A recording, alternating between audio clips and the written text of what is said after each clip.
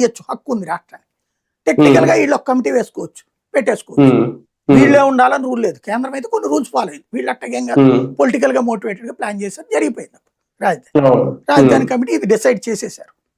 చట్టబద్ధంగా ఆ రోజున ఒక పని జరిగిపోయింది. వాళ్ళు డిసైడ్ చేసిన చోట రాజధాని ప్రక్రియ అన్నటువంటి నడుస్తూనే ఉంది. అప్పుడు చేసిన పని ఏంటంటే నోటిఫై చేయకపోవడం. వీళ్ళు ఇప్పుడు నోటిఫై చేయలేదు.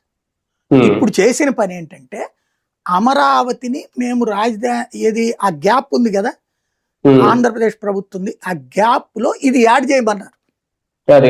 అమరావతిని రాజధానిగా ఆంధ్రప్రదేశ్ ప్రభుత్వం సిఫార్సు చేసింది, దాన్ని విభజన చట్టంలో యాడ్ చేయమని అడిగారు. విభజన చట్టంలో యాడ్ చేశారు. విభజన చట్ట ప్రకారం ఆంధ్రప్రదేశ్కి రాజధాని అమరావతి, తెలంగాణకి రాజధాని హైదరాబాద్ అని తేల్చారు. అది విషయం. అంతే.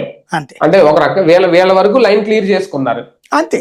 కూటమి ప్రభుత్వం వరకు లైన్ క్లియర్ చేసుకున్నారు. వచ్చిన తర్వాత ఎవడు కూడా మార్చలేడు. ఎందుకంటే దాన్ని బీజేపీ సెంటర్ లో లేకపోతే కాంగ్రెస్, ఇంకో ప్రత్యామ్నాయం ఏం లేదు కదా. టీడీపీ అనుకున్న న్యాయం జరిగిందా రైతులకి? నిన్న మిథున్ రెడ్డి చేసినట్టు ఆ అన్యాయం జరిగిందా? రైతులకు న్యాయం జరిగినట్టేనా ఫైనల్ గా? ఒక్కటి, అమరావతి రైతులకి వీళ్ళు చెప్పిన ఫీలింగ్ ఆ రైతులకు లేదు. రైతులకు అక్కడ సమస్యలు ఉన్నమాట వాస్తవం, కానీ వీళ్ళు చెప్పినంత బాధలు లేవు.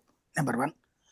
అంటే నిన్న పెమ్మసాని చంద్రశేఖర్ గారు ఒక వెర్షన్ వినిపించారు రైతులకు సంబంధించి. వాళ్ళ కన్నీళ్లు పెట్టుకుని ఎన్ని ఏళ్లుగా ఎదురు చూశారు, వాళ్ళందరికీ ఇప్పుడు న్యాయం చేశామని. మిథున్ రెడ్డి గారు